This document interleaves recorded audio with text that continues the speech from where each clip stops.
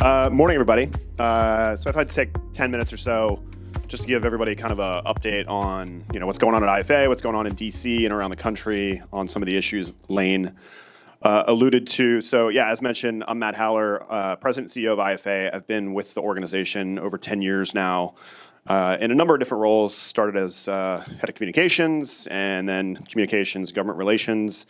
And when our previous CEO, Robert Crisanti, announced he was leaving, little under a year ago, I was asked to take the reins of the organization. And, I, as Lane said, I do pride myself on sort of accessibility and transparency in what we're trying to do on behalf of our members and so many of you guys. And I thought what I do, at the outset, want to acknowledge this slide because my right and left hand and the guy that everybody needs, somebody that'll run through the wall for them, is Paul Rocchio back there.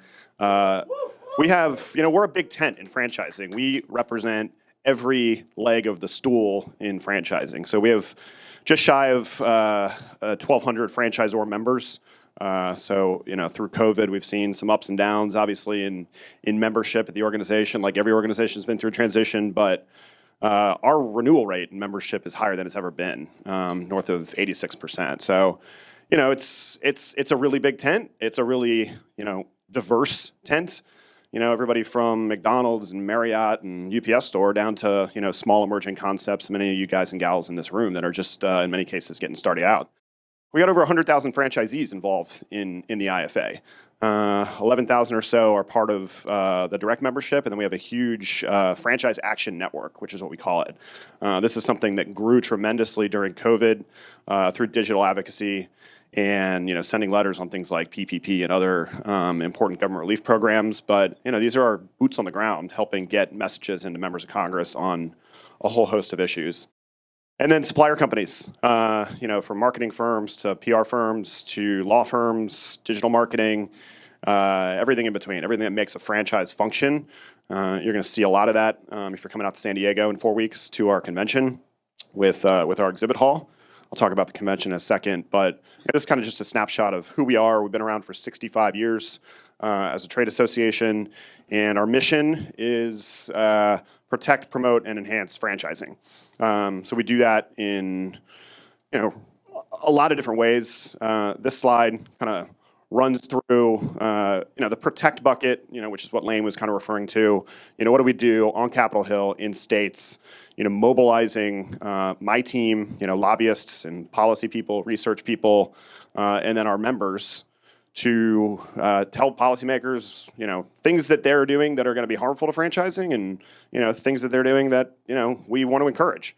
We also do a lot of research to help protect franchising. So data and stories are really what makes that happen. Enhance franchising. This is the convening and the educating. So I mentioned the convention. It'll be in San Diego, our first convention in over 2 years.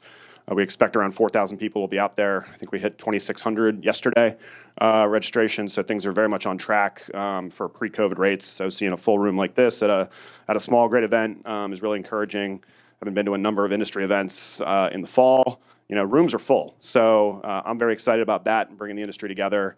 A lot of great keynote speakers, a lot of great educational sessions in all sorts of tracks, from operations to development to finance, technology, marketing, you name it. And then we do a number of other small and medium-sized events, as well as our education program that certifies franchise executives how to do franchising the right way.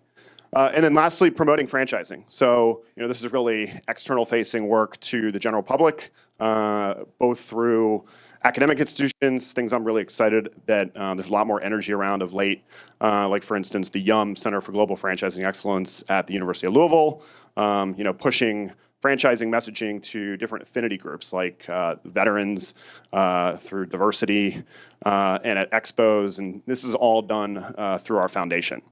I wanted to put this up here to show who kind of is in IFA leadership. This is our executive committee, people that really I work closely with and my team works closely with to make sure that our mission and our resources are going towards where it needs to be. But David, who you heard from yesterday, and Ryan, his son, who's here, are great leaders. Catherine Monson, the CEO of Propelled Brands, Charlie Chase, the CEO of First Service Brands, David Humphrey, who's the CEO of one of the largest private equity firms owning Planet Fitness franchises, Bill Hall, who's our treasurer, Azim Saju, who is our chair of our franchisee forum, and Steve White, who's chair of our franchisor forum. These are great leaders, great people that have done amazing things 20, 30 plus years in franchising. But I think what's awesome about this conference, and kudos to you guys for pulling this together, is one of the reasons when they said they were going to do it, I said, I want to go, I want to speak, because I need to be in touch with the next generation of franchising leaders. And that's what events like this are all about, and being really intentional about doing outreach to people that want to make careers in franchising, want to learn how to grow. And as Brad and I and Lane were talking about, who are the people that I need to get to know to help me fill out this group in future generations. So I just want to applaud you guys for pulling this group together, and thank you for having me out. I want to talk just a minute about, Lane touched on some of the challenges. It's not all, cookies and ice cream right now. There is a lot sort of on the docket that, doesn't necessarily make the national news cycle every single day, but, all of these things are, issues that could impact the future of the franchise business model in a significant way.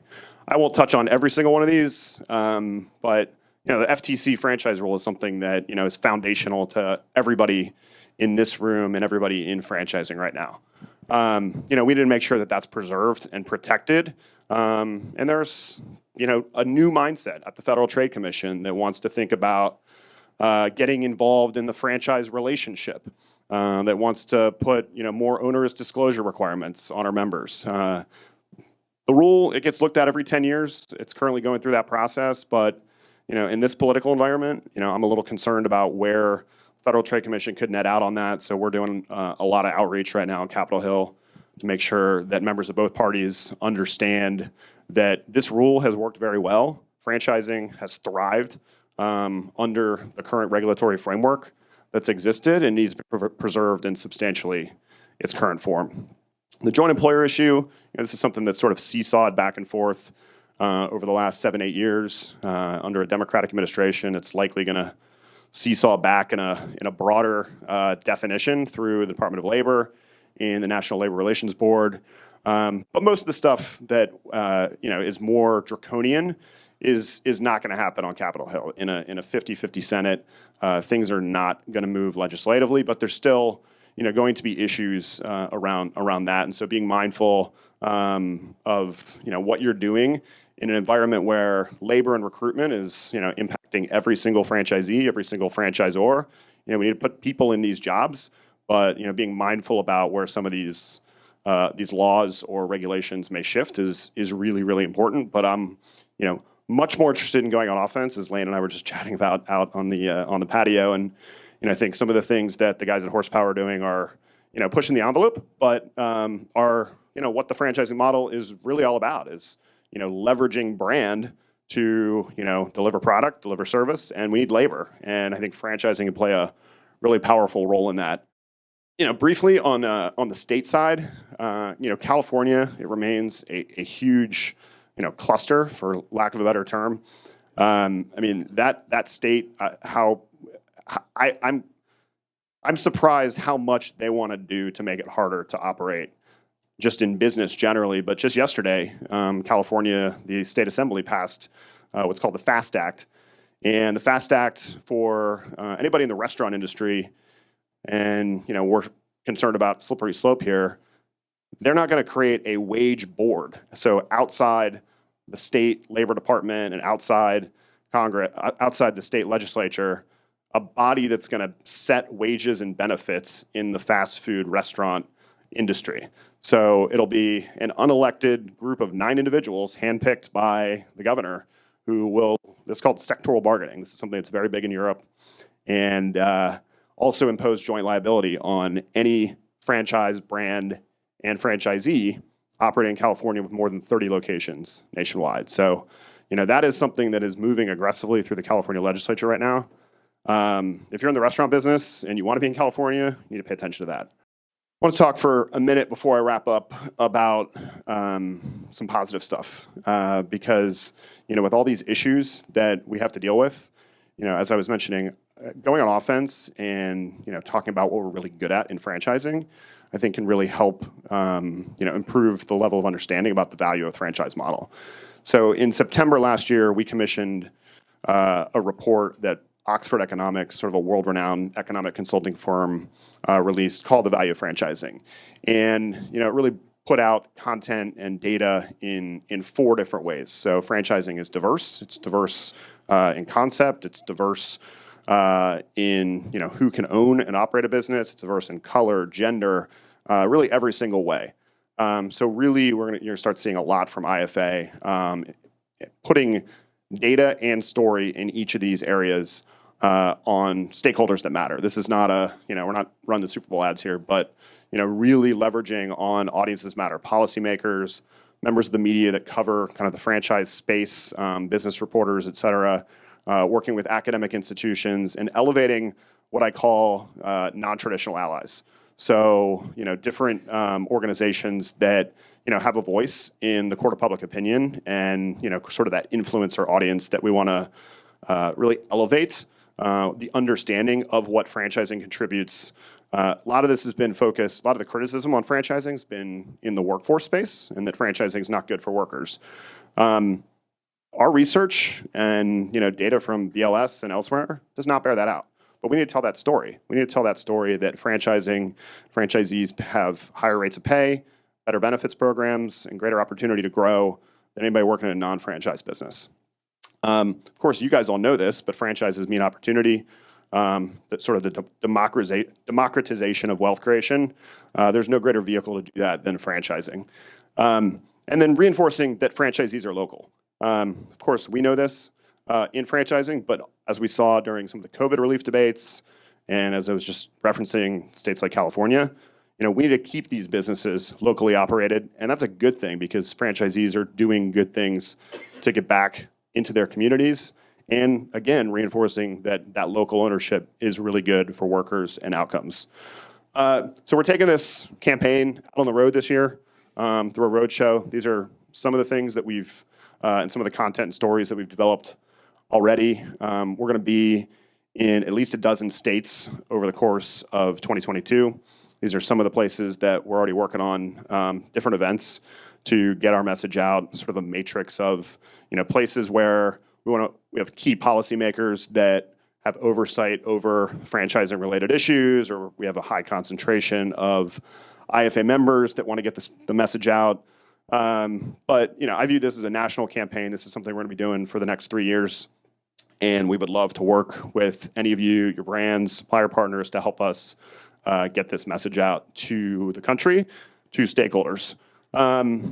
I mentioned FAN. This is our grassroots network. If you or your franchisees are not involved in this, it's super easy to get plugged in when we have an activation, like right now in California. If you're involved in FAN, you're getting a push alert or an email saying, we need you to contact your state assembly person on this vote that happened yesterday. When we have local events, this list is who's getting pinged to get engaged. So if you scan that QR code, you'll get a bounce back and the ability to sign up for FAN. That's sort of the very baseline level of engagement. Lane talked about FranPack. Politics is a messy sport. Money does matter in it, and if anybody hasn't supported FranPack, would love to talk to you about doing that. We do about a $1.2 million an election cycle to members of both parties, about 60-40 Republican and Democrat, and we want to support people that support us. And I'll be around all day, so come let me know. Thanks again, Lane. Thanks again, Brad, Ryan, Zach. Appreciate you guys, and hope to see you all in San Diego. Got some great lineups, and ready to get everybody back together.